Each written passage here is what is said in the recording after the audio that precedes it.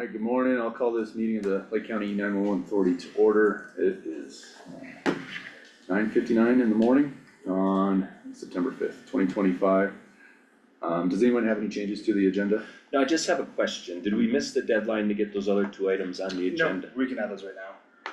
Because, if you wanna make a motion to add those in front of that. That was my apologies, I didn't see your Okay. email. Yeah, no So problem. that was my bad on that. We can add those two items now though. I'm just wondering, I mean, with all that's going on, Danielle is prepared, but if we should table those two items. It would give me more chance to better prepare. That's a vote for yes for Danielle. Alright, so I'll make a motion to table the two items, Okay. additional items We'll I just keep it recommend. added. Sounds good, yeah. Okay. So no changes to the agenda Is that then? okay with you? Yeah, that's fine. Okay, Mhm. alright, so I'll make that motion. Sweet, that makes nice and easy. Sounds good. Yeah, I'll second. Any further discussion? No, all in favor of the agenda as it is today? Aye. Aye. Both agendas approved. We'll move on to public comments. So if anybody has any did we let Mary into, Yeah, is she there? I think so. Somebody, No, it's just a Oh. note to. Oh, there's Andy. And we're recording? maybe. You guys can call.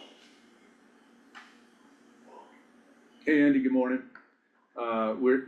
We just got through approving the agenda, and moving on to public comments, so if you have anything or anybody in the room has a public comment, No, do it. It'll just pop up. That's So when you they get get it. them or whatever, and you can minimize that so you can see the Are agenda they, too if you are like. you still Nothing waiting? on my end, good morning. okay, cool. Thank you for doing that. Thanks for joining us. Absolutely, you guys holler at me if you need Awesome. anything. Thanks Andrew very much. Are you Want this on the closed? meeting? No, it's fine. Okay, I guess Mary is, Hmm. she's in the meeting somewhere. We don't- She She can may be in hear the it. wrong meeting. She Is can- she's in the Zoom meeting? Can you hear it, Mary? We had this problem before where there was a different Oh, link. she's Right. still One for waiting to Teams, be one for Zoom. approved. Yeah. Oh, And Might it's be a on the wrong link, the Should be the link Zoom at the link, agenda, not the, if there's a Teams link, no. no, it's a Zoom. Oh, okay. Try again, Lex. Okay, does she know we tabled the discussion about rotating shifts and psychological exams? I can tell her. Okay, Because, yeah, the last two times that I tried joining Zoom when I was working shift, the link on the agenda, I couldn't get in. yeah, I had to backdoor it to get this agenda too. It's weird how it was Can you laid get out in? on the county. I couldn't find it directly on the agenda page, so I had to go to the Lake County E911 Authority link, and then I was able to get to the agenda. Oh, Whatever link you have on the agenda is not this meeting, cause I'm in it right now. no, okay. Okay. Then Well, we'll that's fun, so it'll change at some point then. Thanks, Noah. Okay. Can I put her on speaker? Sure. Okay, Okay. put her on So, speaker, Lex. did she have public comment? Do you have a public comment, Mary? No. Okay. Cool. Move on to director reports. I'll start off. Recently we had, Lumen install the circuit from Lake County to Grand Junction. The state came in and tested it, not Noah, came and tested it, we're good to go there. So, now we're just waiting for Motorola to come install the, backhaul circuit, the Motorola one. So I know it's been a project honestly from, I think, the beginning of the year. I think we're hoping for this around February or so, scheduled, for the week of October 6th to install that, backhaul switch. And then training October 13th through the 17th, so I actually had a question for you guys, were you aware of that training? Have you looked at it? Okay. So I'll send you the schedule that I got from Motorola, and then October 20th through the 24th is the access cutover, so we're good to go with the access equipment, which is great, cause I know we were budgeting for that, a few years down the road, and I can cut that out from the budget, so good news there. I'll work with you and your sister on confirming that training schedule, it's good to go. Yeah. That's all I had, Dan. I don't have anything this morning. Okay, cool. Jeremiah? Dan? Nope. Alright, we'll move on to our new business and discussions. We have two items today. First, we're gonna start off with an interview with Sarah. Sarah, thanks for being here this morning. We're just gonna jump right into it, but we'll start off with some introductions. So I'll start off, Heath Speckman, Lake County Sheriff, I sit as the chair of the E911 Authority Board. We started this in September of '23, so we're approaching, I guess, 2 years now. The dispatch center is a managing, or is ran underneath us as a managing board at this point, we don't have a director, so hence why you're here. But we're a board of main users of the dispatch center. So we all have that touch point, so we realize how important the dispatch center is, dispatching in general. We have great value that we place on our dispatchers, so thank you guys as always. So we wanna see this, be as successful as possible, and so that's why we're all here, that's why we're all working as a managing board at this point. We all have other jobs, and but we wanna make sure that we're pushing, so we do put a ton of effort into this, everybody on the board works really hard, so. That's me. I'm Dan Trelka, I'm the police chief in Leadville, and I've been here a year. Hi, nice to meet you. Thanks for coming today and having an interest in this, certainly appreciate it. My name's Dan Daly, I'm the fire chief, and I've been here 20 years. So, I'm Jeremiah, nice to finally meet you in person. Yes, yes. I've seen you on 100 healthcare coalition meetings, never Yes. actually met you. And I'm the ambulance director, as you know. Your turn. Well, I'm Sarah Baird, I'm currently the emergency preparedness manager for the Common Spirit Hospitals in Colorado Springs, and I'm still a part-time dispatcher for Park County, helping them out almost 2 years now. Cool. Well, it's great to have you here. We'll give you a few more minutes if you wanna just expand on your introduction a little bit, give us a little more of your background. Yeah. And then we have a series of questions we'll put you through also. Good, so I am approaching 7 years as a dispatcher. I started in Woodland Park in Teller County, did a little short stint in Douglas County for a little bit, went back to Woodland, helped out Teller County when they kind of sent out an SOS and went super short staffed. Absolutely loved it, moved up to a supervisor position there for a year, had lots of projects underneath me that I did. I created their Mayday policy that went countywide, so for the fire department on their side, kind of improved our processes and procedures as far as dispatching goes on the law enforcement side. We had several interim chiefs on the police department side, so mitigating through what they're wanting and their expectations of dispatch was. Managed their schedules, training opportunities, worked with close agencies like Teller County Dispatch, working together to get them on board, training the Mayday policy across all 3 dispatch agencies in Teller County, because there's 3 of them. And then working with the authority board, which is the E911 authority board down in El Paso and Teller County. They use a different EMD, they don't use EMD, they use International Academies of Dispatch. But they're kind of the guinea pig for the International Academy of Emergency Dispatch, so things that we noticed, they would upgrade and date and change that got pushed out. So worked really closely with them. I also managed the social media page for Woodland Park Police Department's page, got really good engagement from them, kind of education through how to call dispatch, when to call dispatch versus 911, versus maybe don't call us at all. So really kind of stressing the education piece of it. I helped with National Night Out, doing all the permitting and planning for that, as well as the Veterans Rally that goes through City of Woodland all the way up to Cripple Creek. Really started getting into the project planning and making sure dispatch was included in those kind of conversations. Nice. thank you. We just had our national night out. Yeah, August. Yeah. Okay, great. Yeah, we'll jump in right into some questions.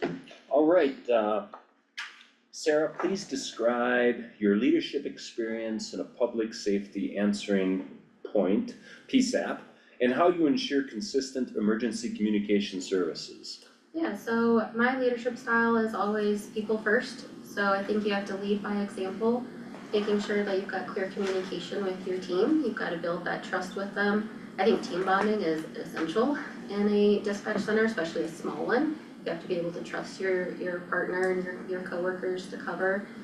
So when I became a supervisor at Woodland, really worked on that on my side of the week, making sure that we were covering each other, we communicated with each other. If there were issues, that it was escalated up the appropriate chain of command, so me first before the manager and then before the commander or the captain, however they change their chain of command structure multiple times, but making sure that communication is so vital in a dispatch center, especially a small one, and making sure that we're working as a team. So if there's somebody that has a problem, or if they're having a rough day, recognizing that, making sure they get a break. As a supervisor, I also think it's my duty to cover, so if somebody called in sick and they couldn't find coverage, that's my job as that supervisor level to take on that coverage before looking at the other side of the week. Thank you.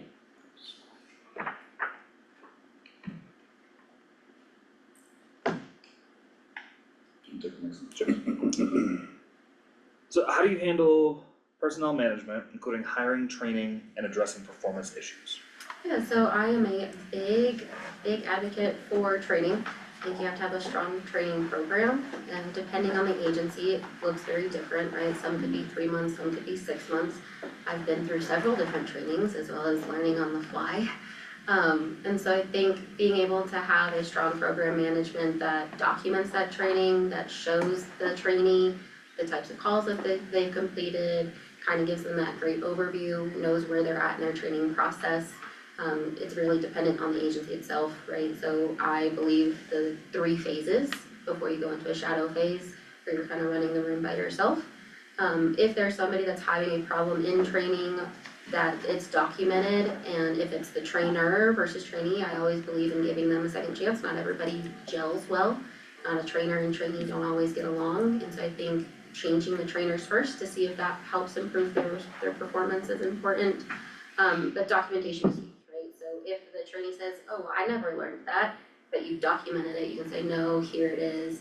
If they continue to not do well, that performance plan is really important. Making sure that they get put on an IEP and they're working through that. And then unfortunately, if they still can't make it through, you do have to make that determination. Because at the end of the day, it's your lives that are on the line. Dispatch is, a secured place, they're in a room. And so you have to make sure that you have somebody that's strong, that understands the importance of what they're doing in dispatch.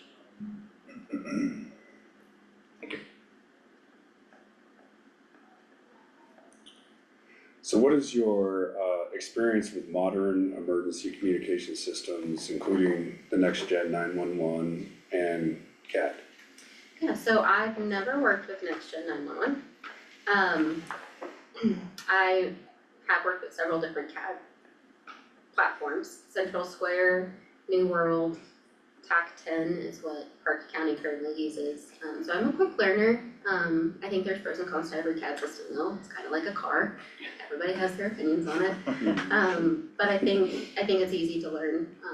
I learned pretty quickly on the fly at Park County, and sometimes I'm still learning. I was like, oh, you can do that? Didn't know that. But I think it's something that it's always evolving, and you have to be able to be willing to adapt to changes and looking at different things that you're doing. Alright, thank you. Alright, describe your process for developing and implementing a long-range strategic plan for a countywide 911 system. Yeah, so I think, again, you gotta look at your current policies and procedures, figure out kind of where you're lacking and what things need to be improved upon. I think I like to look at the 30, 60, 90-day method, right? So what is an immediate need that we're needing versus the next 60 days versus the next 90 and so forth and so on, depending on which policies and procedures you're looking at. So I think you have to be able to figure that out, and sometimes that's a teamwork, sometimes that's just you diving into what you're given to right there at the plate that you're given. And then figuring out what does that look like for the future growth, right? We all know mountain towns are growing, right? So making sure that we're staying up to date with current technology that's going out, implementing new strategies, figuring out things that work for us, that don't work for us, right? Mountain towns are notorious for issues, right? Don't always have the best communication network connectivity. And so making sure that we're always looking at those kind of future things and making sure that we're still progressing. Alright, so your resume it's current, you're still a part-time 911 dispatcher in Park County? Yes. Okay, alright, the question is, describe your experience with budget development and administration for a public safety agency. Yeah, so had a little dabble at Woodland Park doing that, as a supervisor, making sure that our training budget was within reason and that we didn't go over it. The biggest thing is they did tents, and so making sure that people were either utilizing their PTO appropriately or we had training. And so if there was a training day, we had to make sure that it was within our budget. I didn't get at the full budgetary exposure because I wasn't the actual manager, but I was just starting to delve into what that looked like. And then as far as managing people's time and that they were within budget, as far as hiring personnel, so we weren't over budget with staffing. Now at Woodland Park, what was your hierarchy? That was a police department position?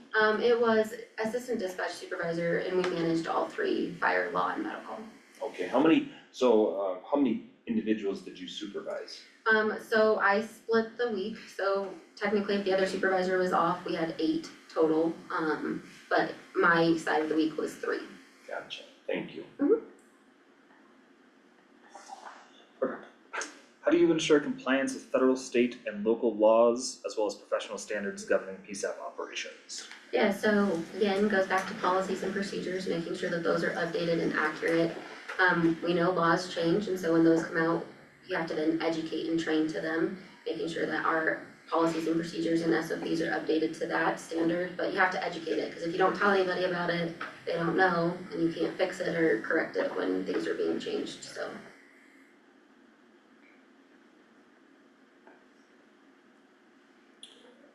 How would you act as a spokesperson for the E911 authority and represent your organization in public settings? Yeah, so I am a big educator. I love to educate the public and engage with them. At a lot of events at Woodland, we were there on site. I created a whole spin wheel to get kids involved, to ask questions, kind of getting them encouraged to come talk to us. Goodies are always a plus side on the kids' side, even adults love them.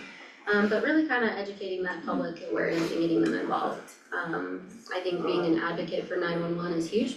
A lot of people don't know how 911 works, which I find amazing. It's nothing like you see on the TV shows, unfortunately, in a dream world maybe, but so making sure that they understand, it's not as simple as, well, you know where I'm at, you've got my location, right? It's really kind of stressing to them, no, we don't, like, this is why we're asking. I think when you give adults the reason why, they calm down a little bit more. Children on the other hand are amazing, they're really good about calling 911, I love when a kid calls. But I think just that education opportunity is what's so vital, right? So whether it's at a farmer's market or in a public setting like this, just being able to be that face and encourage them to see you and come check it out. I think those are important, getting kids to come tour your center. A lot of people don't know what they look like, and what we do and why it's so vital to the community. Right, describe your experience in managing public communication during a large-scale emergency or crisis. Yeah, so probably my largest scale one at Woodland, well, one of many, solo dispatcher. I had gotten a 911 call and we had, the county had an incident going on their side of the county, and so we were handling everything from force and over to the city for Teller County Sheriff's Office. Wow. And we, yeah.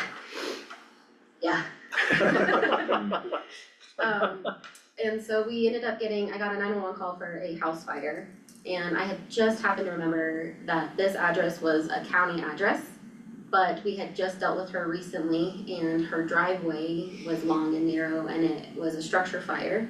And I'm getting fire en route, law enforcement en route. We managed to remember her driveway. And I was like, are your vehicles blocking your driveway? She's like, yes. I was like, you need to move them immediately. So while that was all happening, we also had a DV in progress. And mind you, Woodland staffs 2 officers for the entire city at the time. And so we had to mitigate that while having no backup from Teller County.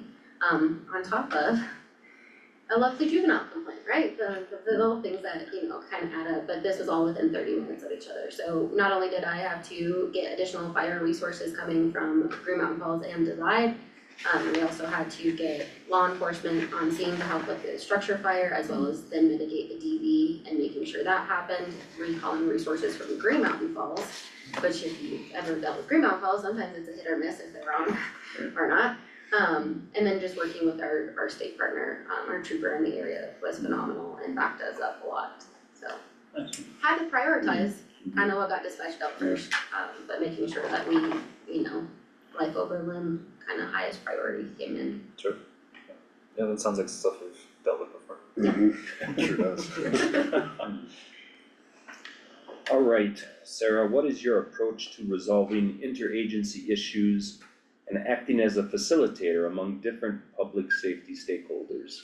Yeah, so I think the first thing is, it's gotta be brought up, right? Somebody has to say, hey, I've got an issue, and they have to feel comfortable coming to you saying, hey, this happened on this shift, and then you have to do some investigation, right? So look into it, replay the radio traffic if it was something on the radio, look at the call, look at the notes. You have to do some investigative work, right? You can't just say, yep, what you said was fine, or no, that was absolutely wrong, we'll fix it. But you have to then bring those parties together. If it was something, I'm a big advocate, if it was my fault, I own up to it, right? I always, if you ever hear me on the radio, I go, my bad, my apologies, right, that was my fault. But making sure that you can have those conversations with somebody, so bring them together, right? So if there was something that was found wrong on the dispatch side, obviously addressing that with the group. Not a, hey, you did this wrong, but hey, this got brought up, moving forward, we just wanna make sure we're not doing this X, Y, and Z. Or if it's vice versa, right, if there was something on the crew side that there was attitude or, people get upset with each other, just making sure that we're addressing it, cause at the end of the day, we're all a team, and we have to act like a team. Thank you.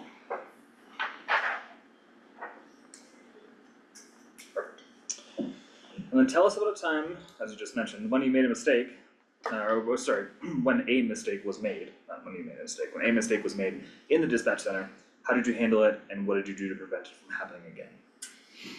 Whew, I have to think back now, 7 years of mistakes I probably made. Well, it can be just a mistake that you dealt with or a mistake that you did.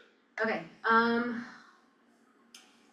it's probably the one that haunts me to this day, and it was a learning moment. Had a 911 call that got transferred from Cripple Creek. The lady just said, the dispatcher said, female party having a medical emergency somewhere between Safeway and Walmart, which is like 3 miles. Yeah. You're like, okay, great, call kept dropping, finally the caller got on the line, and I stayed on the phone with her. Dispatcher from Cripple Creek stayed on, she's like, I think she's at the trailer park near Walmart, and my brain goes, who vacations in a trailer park, first of all? And I was like, no, that doesn't sound right. So I finally asked her, I was like, okay, are you in the tiny homes? And she's like, yes, and it was her fiance who's not conscious, not breathing, he had overdosed. Wasn't telling me what he overdosed on, but that actual location is a Teller County jurisdiction. So when I got the initial call, I already sent law enforcement out. I said, all I know is we have a female party somewhere between Safeway and Walmart having a medical emergency. Once I finally got the actual location, I sent the call screen to Teller and I said, please dispatch fire medical. Well, they were waiting on a cabin number of the tiny home. And I was like, don't have it, lady doesn't even know where she's at, she gave the wrong vehicle information. It took them 12 minutes to dispatch fire medical. By the time we located where she's at, where I felt like I should have just dispatched them because I have that capability it's the same agencies, right? We dispatch Netco and Upgrad, so it's the same agency. I should have just gone ahead and dispatched them the moment we located, she's in the tiny home park. The male party did die. He took the last call on the phone, heard the last breath, but to that day haunted me. So I was like, when it's life over limb like that, like I would rather get reprimanded for dispatching out the agencies when it's not my jurisdiction than letting somebody die. Officers got on there very quickly and we found him, but even they Narcaned him. And I know nothing that I would have done would have changed that, but I'm a big believer now that, to me, jurisdictional lines don't matter when somebody's life's in the hands, so. Sounds like they would have been there in a minute, they still could not have saved him. Probably, yeah. Well, maybe But not, yeah, but so 12 minutes, big investigation kinda happened on that. I obviously didn't get in trouble because I followed our policies and procedures, which was notifying the agency that it belongs to. But yeah, at the same time, I'm like 12 minutes is it's too long to wait for a dispatch. Yeah. So. Was there any sort of policy or procedure change after that? No, because, that's our jurisdiction, and so, I will say, maybe I broke policy a little time after that, cause I said, I don't really care, somebody, like, right after that, I had a 2-car accident at Cristola, which is Teller County's jurisdiction for medical, it's El Paso County's jurisdiction for law. T-boned, high rate of speed, both vehicles rolled, ended up landing 2 helicopters. Tyler got a little upset, but I said, my officers were 30 seconds away and remained on scene the entire time. Your deputies left, and she's like, well, that's ours for fire medical, and I said, somebody's life is at risk. I'm gonna dispatch it out as quickly as I can, and it took them 2 minutes to even drop the first call into, cause Central Square, because we shared Netco and Upright, I can see when they drop their medical calls. It took them 2 minutes to even drop a medical call. So, and in those 2 minutes, fire was already on scene. Sure. So, I will say, I maybe tweaked the policy a little bit, but El Paso and Teller County has this really weird understanding that if it's a high priority medical, that agency that gets the call, they keep it. Right, so you can still send the call screen to them to dispatch it out, but because we dispatch Netco and Upright together, it's a little gray area, it's not really defined, but yeah, so I learned from that one and I said, nope, I said I would rather get in trouble Yeah. for sending units than not sending units at the end of the day, Life first, life first. for, No, Cause at the end of the day, especially on the law enforcement side, they're gonna figure it out whose jurisdiction it is, so, Yeah, Especially when- pushing stuff to me. yeah. I tried. They might drag the body halfway, but do you see this toe? It is on your side. but that's the nice thing about here is that you guys don't fight over that stuff. Right. If one of you shows up first, it's great, you Yeah. go to each other, fire and EMS in the same way, or even the surrounding counties here, I mean, we go into other counties all the time, or they come into our county all the time. It's not a fight, it's, No. we're on the same Yeah. team, Yeah. like, that's what I really like about this region, is that we don't do that generally, same. Which is you awesome. know, yeah. Well, when I'm answering calls for service and it's only me, I tell dispatch, try to push this stuff into the county. I think you jinx yourself when you tell me that. Yeah, After I'm all glad of you're this, here. She's done it before, and the next 3 calls, it's city. Yeah. Yeah, but then one of your deputies shows up and helps out, and it's not a big deal, it's awesome. Yeah, cause at the end of the day, again, we're all on the same team. Right, yeah. Yeah. That's great to hear. Well, I really appreciate you sharing that story, I'm sure it's tough to share, and then, it's actually, but then it's good to hear that not only did you learn from it, but you actually implemented what you learned and had to overcome something tough there. That type of situation, I'm sure I can speak for all of us, we'd support you. Oh, absolutely. Yeah, I definitely got the nickname Black Widow after the day, cause it was a Black Friday and I had 2 fiancés die and a dog, so, yeah. It's tough to share, so, well, let's do this, that's the end of our scheduled questions. What, do you have any questions for us, anything you'd like to add? Yeah, so I know I sent it late, but you got all my certs. Yes. There are a couple that aren't on there, but they're Okay. not specific to dispatch, as I mentioned in my email. But what does training opportunities look like for not only myself, but for the dispatch center up here? Well, I'll take a stab at that question and start off with saying that the culture is we want more. And the reality is staffing dictates that. And so we do try to push that out. We have a budget that seems to work fairly well for supporting that. So, you know, it's my standpoint to say, let's get well-trained, let's use opportunities outside our region, so we can learn and keep up to date with technology. So that's the general idea and hope that we can do it. But I'm sure as Danielle's experienced, sometimes we have to cover shifts and we miss trainings and whatnot, so.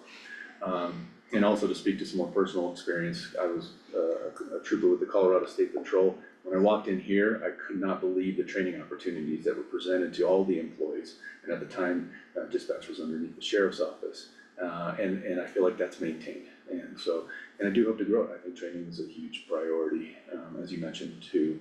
And the long-term goal is to have freedom in our schedule to allow for more consistent training too. Do you have some thoughts? I was just, even with the staffing issues we've had, and you guys went to EMD recently. Yeah. You know, 4 employees went. yeah, so we've had some EMD training, you know, Chief Daly went over to Summit and worked with them on their stuff a little while ago, and so there have been opportunities with the staffing issues, and all that sort of thing, so we're, all about it for sure. As a board, sounds like this role's been vacant for a little while. What are your guys' expectations and kind of hopes and vision for what dispatch looks like for this county? Up to date, you know, reliable, and, from both the personnel side and the technology side. I would say this was, when I first started as sheriff, And this was underneath the sheriff's office, this was a position I wanted then, as we needed a single person who can just stay on top of all of that. And so with this role filled, now we can start to achieve some of those hopes and dreams, to have that. I think bringing in, information and experience from other areas is also important. Again, as a prior trooper, I was dispatched, by probably close to a dozen different dispatch centers, and so I've seen a lot of different things, and I'd like to bring some of those things that worked, things that didn't work, into Lake County, because we only know what we know. I think, from my perspective, and this is a brand new position, we've been trying to fill, this board is fairly new, but a competent individual who's a visionary and, pulls us together, identifies deficiencies, comes up with solutions to fix those deficiencies, brings ideas and policies to us for us to say, okay, we agree with this or we don't. I mean, we're at the cusp of going to a really, really good place. And all of us are just too busy to, do it directly. So we just need somebody to be between us and the dispatchers to pull it all together. Cause we have so many responsibilities. What's so exciting is, we've seen, I've been here a year, and between all the agencies, I've seen so much progress. And, there's many challenges here, but challenges can be exciting. Yes, they can be. Awesome. I think the sky's the limit right now because we are starting fresh, not only as a board, but in dispatch itself. Like our training manuals need to be put together, our policies, our procedures, a lot of things need to be updated. It's a creation phase, which in my world is very exciting. I love to be able to create something, because you can make it your own and have all the buy-in and be excited about it. Creating a culture of one team and having fun and enjoying your job, because it's tough, right? I mean, there are those days where it's gonna be challenging and emotionally draining and et cetera, but having a good family feeling of wanting to come to work and wanting to be able to have the passion constant in an agency that's fresh and clean and new, and be able to enjoy it. So that's kind of what, I mean, and I also echo what they're saying as well, so. Awesome. That's it. That's all the questions I have. Awesome. Now, looking at your resume, it seems like, for much of your career, you've held 2 jobs at one time. Sure have. Yeah, I love to work apparently, no. Yeah, no, as far as dispatching goes, I absolutely love it, so when I saw Park County needed assistance, they sent out an SOS. I have a really good friend who works for El Paso. She's like, hey, have you heard? And I was like, well, I wanted to keep my skills set up, because it is kind of those you use it or you lose it in dispatch. So I was like, yeah, so I've done it, and thankfully they haven't fired me yet in the 2 years, almost 2 years that I've been working with them, but I absolutely enjoy it, and I love dispatching. I love the EM side things too, and I like to stay busy, so. And I'll follow up on that comment that we actually got connected because I went out to visit Park County Dispatch and met Maria, the dispatch director out in Park County, and just spoke very highly of you and thought of you immediately. I guess she trains a lot of great people there, so you're being very modest in that response, so. Sometimes I joke, I'm like, I don't know if the deputies like me because I do things very different than their regular dispatchers, but they're like, don't, Sarah does her own thing when they have new trainees. I was like, okay. You said you like EM2, EM less or EM as much? Equal, they are both sides of my heart, but I do think they go hand in hand with each other.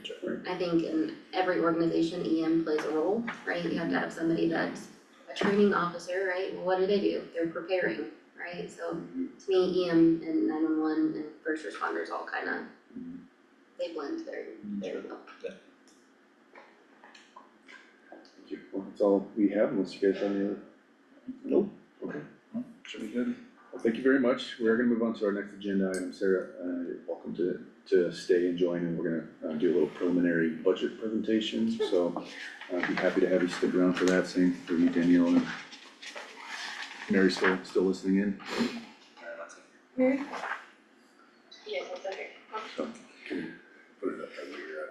Yeah. My computer's can you do that, Jeremiah? It's actually, the Excel documents on the bottom. So we'll move on to our next, agenda item, which is preliminary 911 budget presentation. You want this one, sir? Yeah, let's start off there.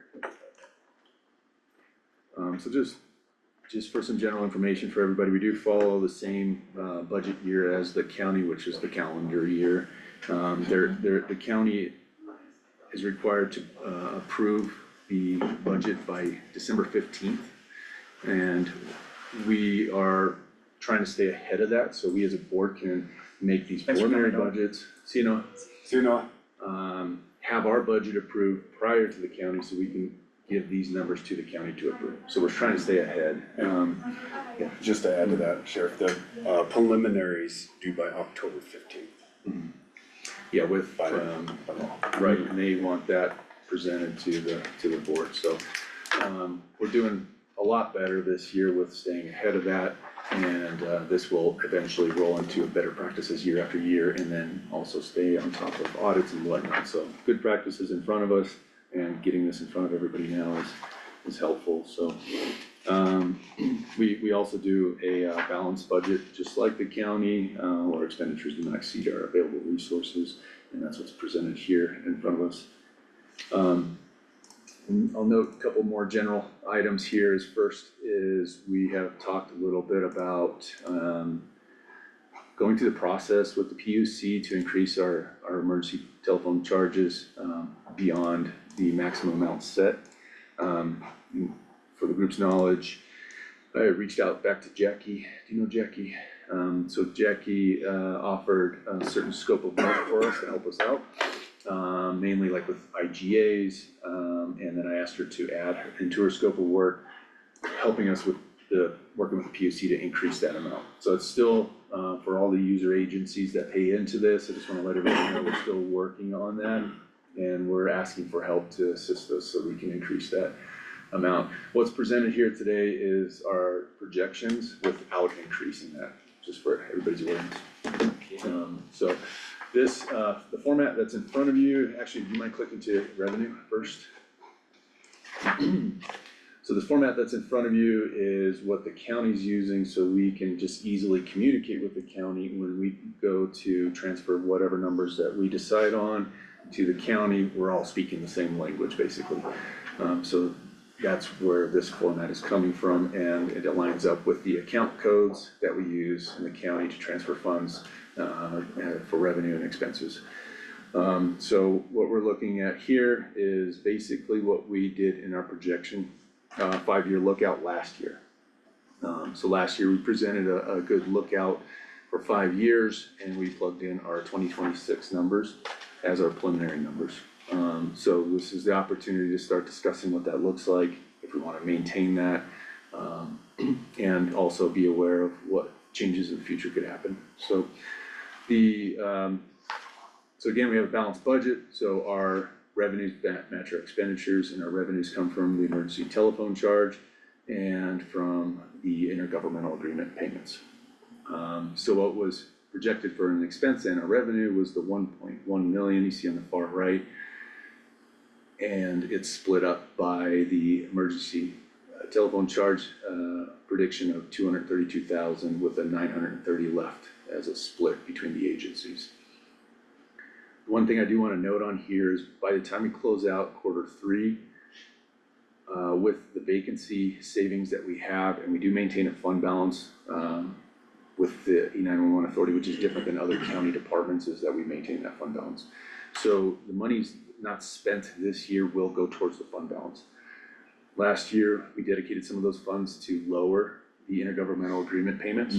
And it looks like we'll be able to do that again this year. But what I would like to do is wait for Q3 to close out, so we can get a good projection before we dedicate those funds to reducing that amount. That's fine. So what I wanted to talk about today is those two hopefuls, is that we have the hopeful to lower the IGA payments, by two methods. One, the increase in emergency telephone charge, and two, a fund balance transfer, since that fund balance is growing, beyond what our minimum goal was to keep it at. So we're still in a safe range, we're still comfortable with, maintaining the fund balance amount that we want to, but we can use some of those.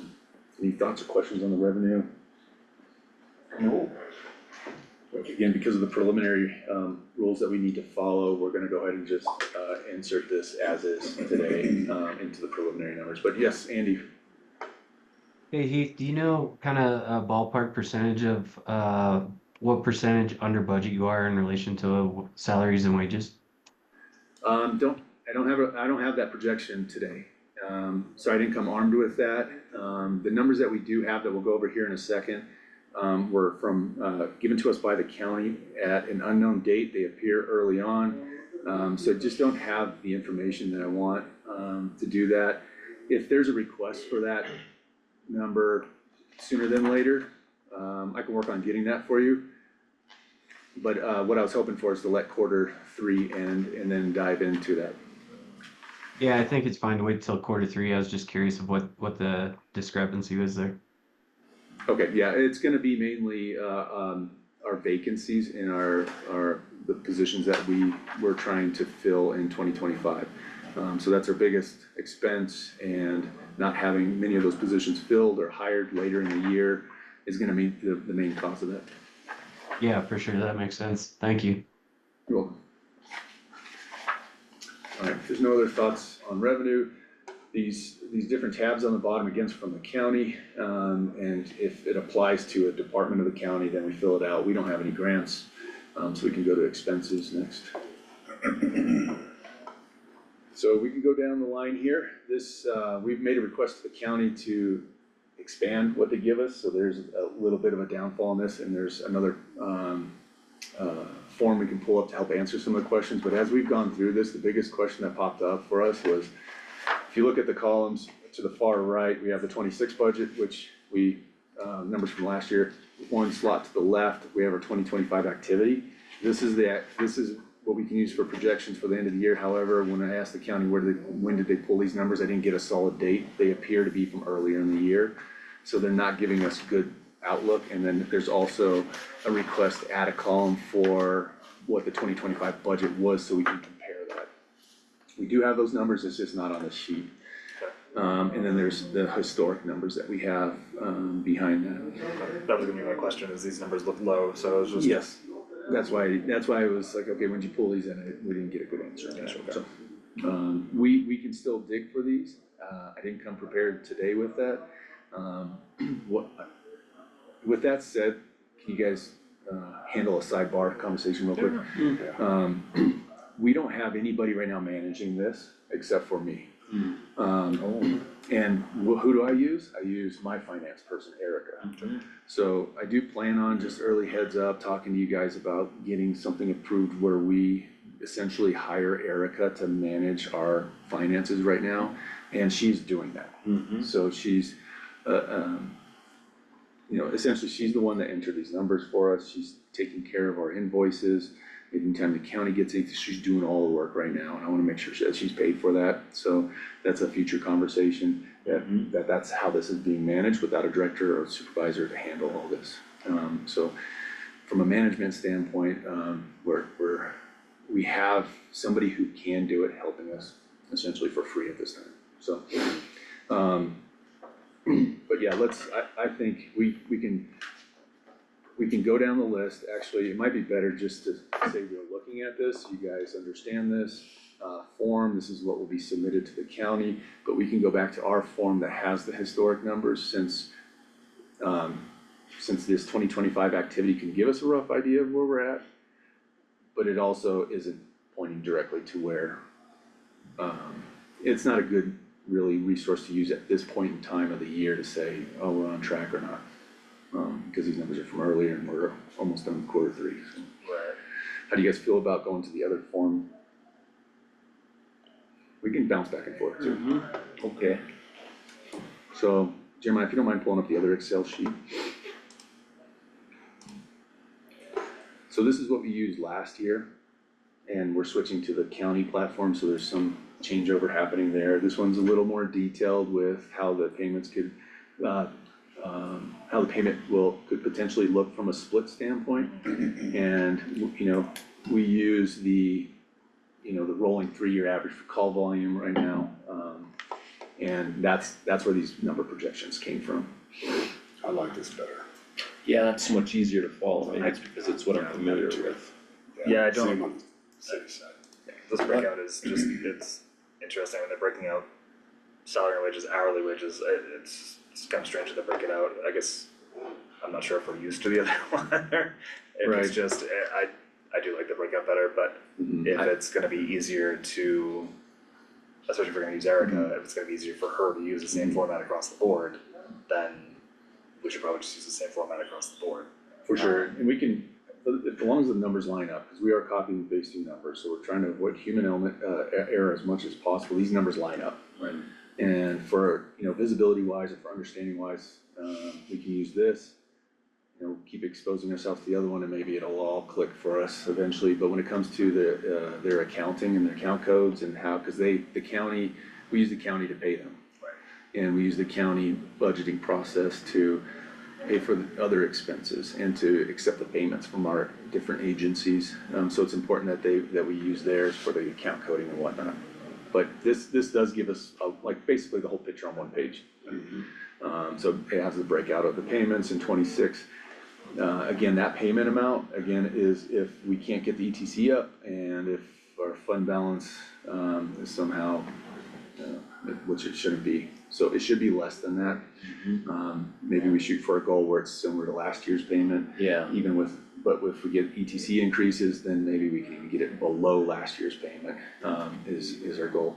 But because of our workload, where we're at now, hopefully we can get with Jackie to really help us push that through. As a matter of fact, I've already submitted a preliminary budget for the police department, and based on all these factors, I'm hoping to keep my payment where it is right now. Yeah, and I feel like we're capable of doing that. We just need a little more information and dust to settle before we can really make that projection. Right.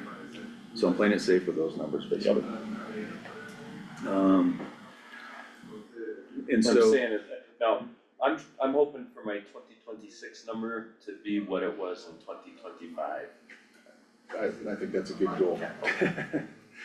And we'll shoot for that. So again, we've kind of already talked about the revenues, but if you wanna scroll down a little bit, we can just kind of focus on expenditures next, and we can use this sheet to go over 2026, so column F there is where we're sitting at this year. These are the numbers that we placed onto the county sheet. And then we had that far lookout. Basically what we applied here was a 5% pay increase year after year. It's a little above the standard of a 2, maybe 3% cost of living increase. I do feel like we're still playing a little catch up with getting our salaries and wages up to a respectful level. Do value again them, so from a budget standpoint, we did implement, so those numbers throughout the years on salaries and wages represents a 5% increase. Good. We did a slight increase in overtime, mainly for staffing, hopes of being fully staffed. And with a fully staffed office, that number may go up. I think that one's actually up for discussion, and I think we need to look at 2026 overtime as potentially lowering that amount. So that'll just give you the idea on why we did that. The counter to what I just said is also if we're fully staffed, then we shouldn't need overtime. And then also just to see where we're at with our current staffing levels, how much overtime have we used to really understand that number better. So generic numbers in there with some rough history, but as we gain more history, I think we could be a little more accurate with that number. So that one's up for cutting. All the fringe benefits are pre-calculated to county standards. There's really not much to talk about there. So if we drop down to the next one, the bottom of the green, and I'll jump off to the color key on the right. This is how the county likes to bundle line items. So that's why it's colored code speaks to the right. it lines up with the codes, 61 series is all for personnel stuff, et cetera. So that's why there's colors, and the key explains that. So the bottom of the green is our retention and incentive bonus. So how we have scheduled this is something, again, that we have adopted from the sheriff's office. It's a pool of money I use to incentivize qualifications greater than the job description. So like Daniela, for example, qualifies for this because she's fluent in Spanish. And boy, do we use that. It's not the minimum standard, and it offers a huge benefit to our community. Other things too, higher education, being a trainer, these things again, that people are doing more work than they're required, we wanna pay them extra for. So we incentivize those things. The bonus side, the retention deal, is that we apply whatever's left of that money back to each dispatcher as an end of the year bonus. And so it's whatever money's left. The reason I wanna bring this up today is, I still like this idea, we still do it at the sheriff's office, I think it's a good model. But we need to talk about how we manage this, cause right now, we're using the county's evaluation process, which is tied to a merit increase, which is essentially what we're doing here on our own. So the question is, we need to discuss this also with the county, because if they're paying them their merit out of their pool, that doesn't line up with them falling completely under our budget.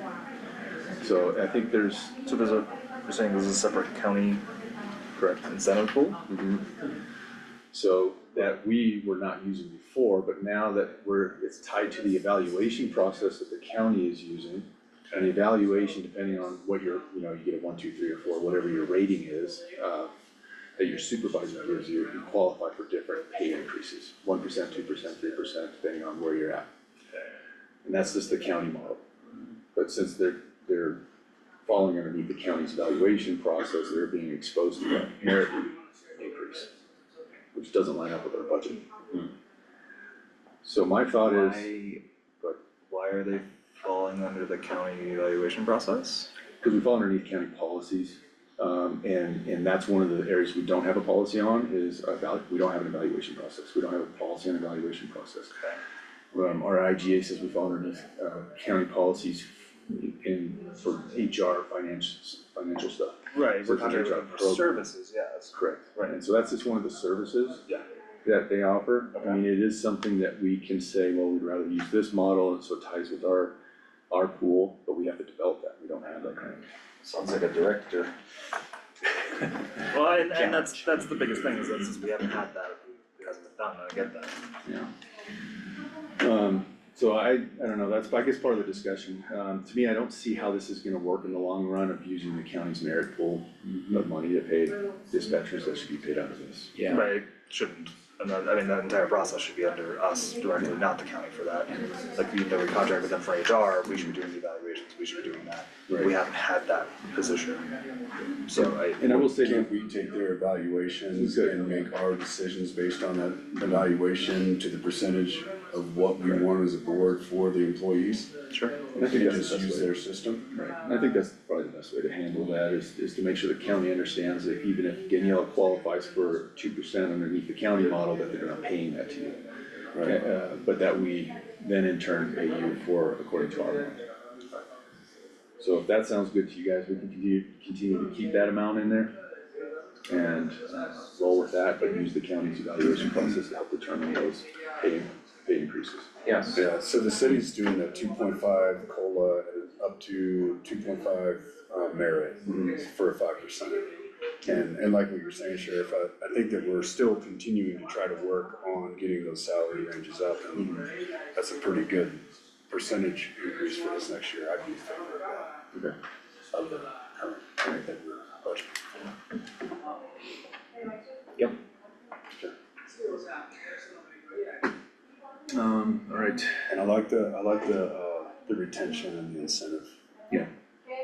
I Yeah, it's like been really good. It's, the bonus at the end of the year varies, it depends. If we have, all our dispatchers can speak Spanish with a master's degree, and they're all CTOs, then that pool's gonna dwindle quite a bit. And at the end of the year, there's not very much to give back. But what we found historically is we can give usually between $1,000 to $2,000 at the end of the year as a bonus, which is a nice amount.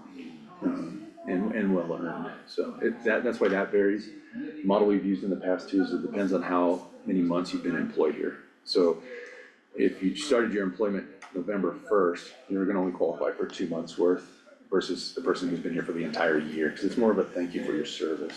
It's instead of in the future. All right, and that's what that amount equates to, is it kind of falls into that range. So last year we did a pretty good deep dive into the different expenses listed below, and we've kind of used 2025 as a year from that.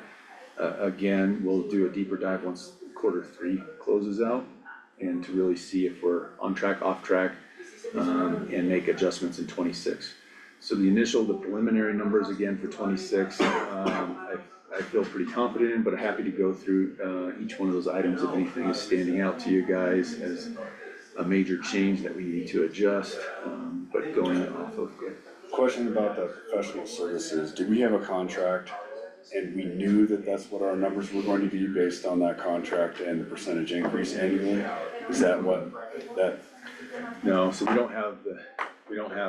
It's mainly with our legal teams that we pay for, so this year we're gonna learn a lot on what that looks like.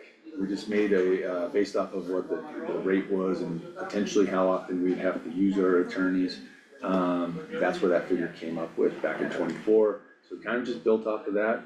A little bit more, so I know with a lot of changes we're planning on, 25, we went up a little bit on that. But once we get some more numbers, and then we can make better projections for professional services. Okay, great, good, so it's not a absolute. Yeah, correct, yeah. I like that training one up.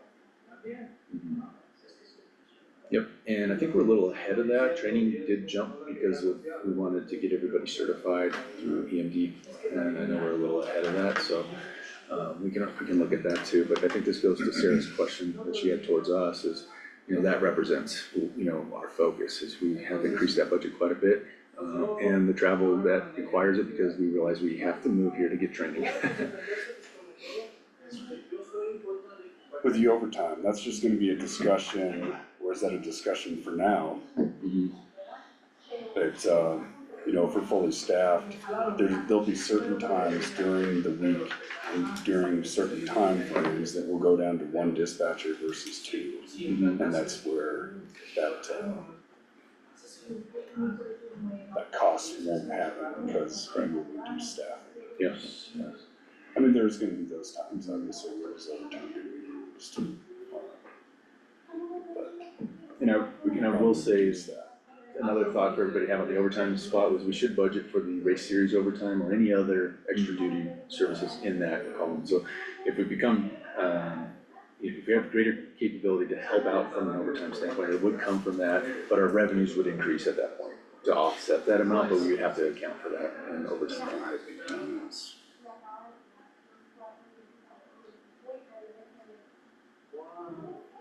Can I ask do you know what the current balance of the general fund is? Yep, we can scroll down a little bit. I don't have the current numbers, as of today.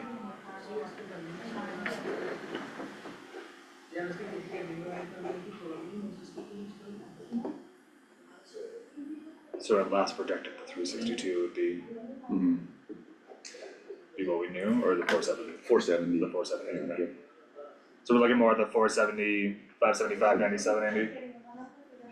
Sure, that makes sense. And so to kind of echo Chief's comments earlier, I would advocate for not increasing the amounts paid by the various districts for 2026. Granted, it's not as much as last year's big jump, but we did have a big jump last year. Correct. And so I believe you said that any net would be then transferred into the general fund even after if that was the case. Yes.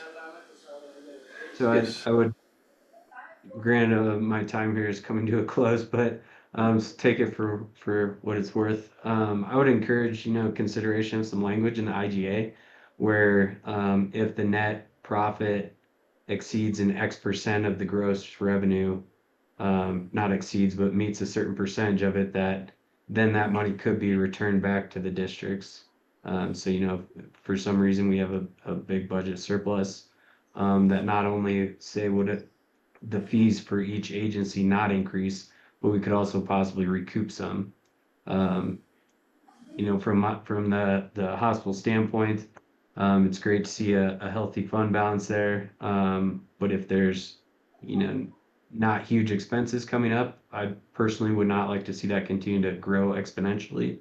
To where we could, you know, give back to fire, give back to the sheriff and police department as well as the hospital, in a sense to recoup some of those funds and address it year by year.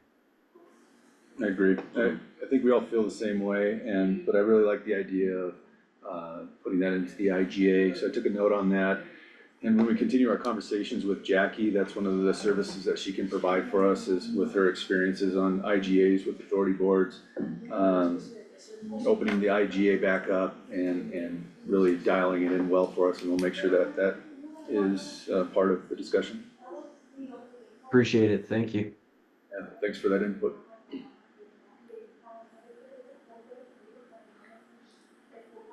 So not directly, related to 2026, we can scroll down a little further. In 2028, we had that $150,000 capital improvement. It's just so the group knows that's not needed anymore, as I mentioned earlier about the lumen backhaul being connected. It was a blessing in disguise that we were delayed with lumen. Because of that, we were exposed to, now access is ready for us, it's approved by the state, good to go. And it was a huge cost savings there for us, so. What are any other things that are coming up capital-wise that we can think of? I mean, tower's good to go, that's good. There was some kind of recording device that was about $9,000, it's CallWorks. Yeah, I think CallWorks is still on the table. And we had to wait until we got the new equipment to make sure that CallWorks would come in and work with that. Yeah. I mean, anybody think of anything else that's gonna, we're going to be a surprise. Yeah, we've gone through so Good much job. change lately, so much new stuff being implemented, that we really are carrying ourselves pretty good. That access equipment should last 15 years or so. Can you think of anything that may be needed capital-wise, anything over 5,000 as a I can't. purchase for the next 3 to 5? The only thing I can think of is improvements to mobile command. I know we've had issues with that even being able to roll out in the past. Never mind what equipment's in there, things like that. If we want that to be serviceable, then that may need improvements or revisions. Yeah, that's a good one. Cause that's, I mean, if our, you know, if our base dispatch area is fine, then let's improve our mobile capabilities as well. I have no idea what that looks like or what it means, so no. Yeah, I know it's had issues in the past, that we may need to put some money into it. Okay. That's a great question. I'll follow up with the county on that one, because it technically falls underneath county fleet at this point. Some of maybe the internal components, maybe we would be responsible for, so I think that's a bigger discussion. We can't put a budget on What was the name of that again? Mobile command? No, the CallWorks? CallWorks. Thank you. Yeah, there was CallWorks, and then, there was another contract that we had to renew, that got renewed. That is CallWorks, but we're talking about CallWorks equipment though. So the contract's good to go. We were able to sign that. We didn't have to make any changes. Yeah. So we're on that new contract. That one, It expired okay. August 31st. Okay, that's what I was thinking. So we're good to go there. Cool. Yeah.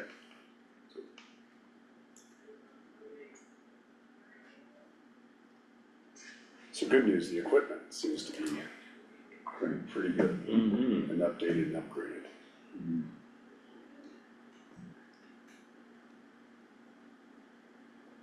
So I think from a preliminary standpoint, if there's no major changes at this point, we'll roll with what we submitted to the county. Yes. and yeah, just to be clear, we're not making a decision on our final budget at this point, we're just getting ahead of and getting numbers to the county. Is there, and the discussion. on the other form, there was a R&D paving? Okay, yeah, so that's part of the cleanup process that Erica has been working on. Again, Erica's doing a lot of work is there's, as you can see, there's some dead codes in there. Meaning that they're just not being used, they don't apply to us, that one doesn't apply to us. So Erica, So there's gonna be, lines in there that don't apply, correct, it's not Yeah. just specific to us, Mhm. okay, alright, so thanks for the we're clarification. getting all that cleared up and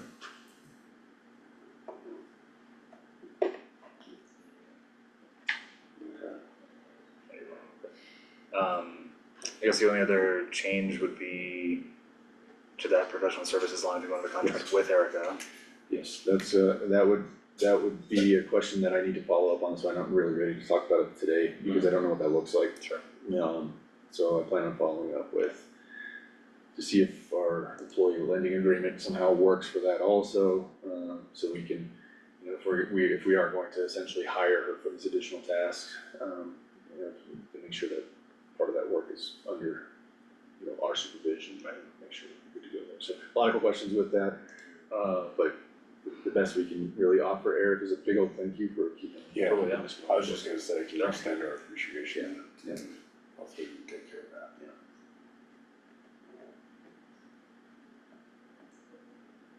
And then again, that bottom line lines up. We can continue this conversation, as we get more and more information. We can keep it part of the monthly agenda if you guys want, as we close the year out, to make sure we're communicating well on this. How fast does the county finance have those third quarter numbers when they close?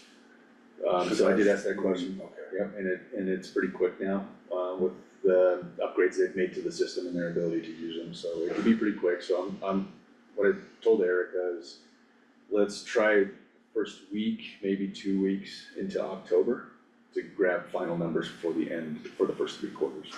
So I think within a week or two after the closure of quarter 3, we can have some solid numbers to work off of. And we have to then, because it closes at the end of September, we have to have it in by October 15th?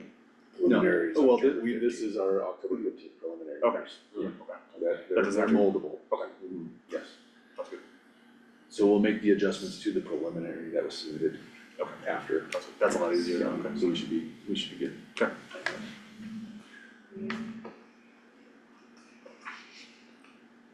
Well, any other thoughts on the budget? Nope. No. Should we put an additional meeting on the calendar for October then? Because our first one's the 3rd, we may not have Yeah. numbers, Um, and actually just do a work session on the budget. yeah, I think that's fair. You guys okay with the second meeting in October for a work session? Does it, we need to pass it then, or just work on it? 'Cause if we need to pass it, it needs to be a regular no, meeting, because we I can't would- vote in a work session. Right, I think we're okay to pass it in November. Okay. Which, since we do the first Friday, that should be good. I'll double check on that. And, I'd say for now, we, push a work session in the middle of October. That's fine. If we have to adjust that, timing wise, we will. Okay. But let's, yeah, you guys wanna look at the calendars, I think the county said November 12th for their, for the, Which that's fine, yeah, because if we're first week in November, then if we pass it, it's recorded, it should be right on time.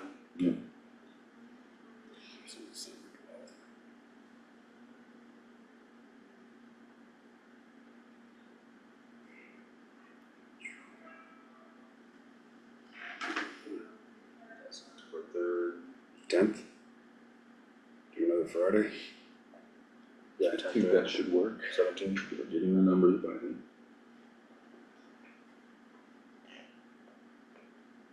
Yeah, it works for me. 10? Yeah. I don't have a life.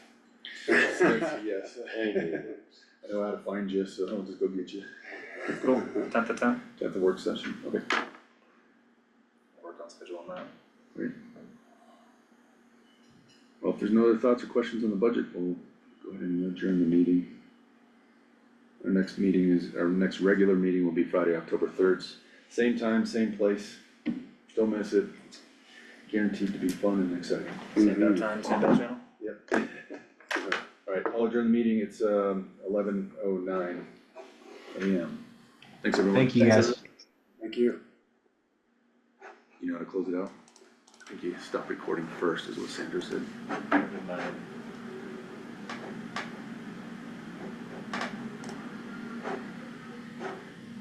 And if you open up the video, the two arrows on the right. And then hit Oh, the there they are. pause button first. I guess.